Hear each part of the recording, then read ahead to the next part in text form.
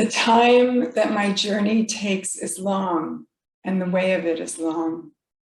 I came out on the chariot at the first gleam of light, and I pursued my voyage through the wildernesses of worlds, leaving my track on many a star and planet. It is the most distant course that comes nearest to thyself, and that training is the most intricate, which leads to the utter simplicity of a tune.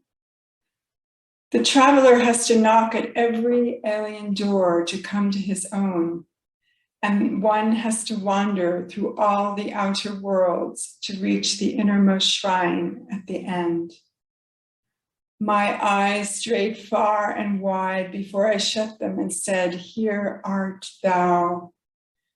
The question and cry, "Oh, where?" melt into tears of 1,000 streams and deluge the world with the flood of the assurance, "I am."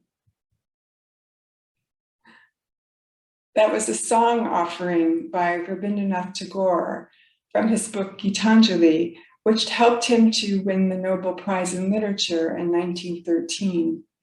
This same poem is analyzed by Roberto Assagioli in one of the 3 articles he wrote about Tagore in the 1920s.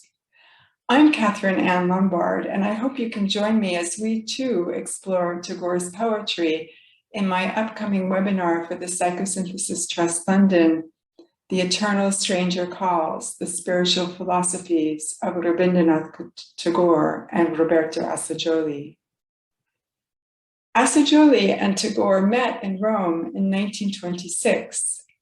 Assagioli refers to Tagore as an example of someone who has completed the process of psychosynthesis.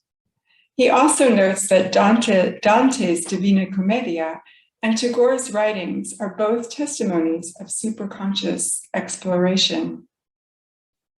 Together, we will explore Tagore's writings, specifically those that Assagioli wrote about in his published articles. I will also briefly recount their meeting in Rome and compare their spiritual philosophies.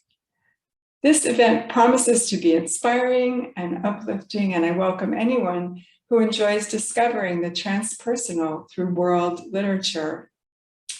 Thank you for your kind attention, and I look forward to seeing you soon.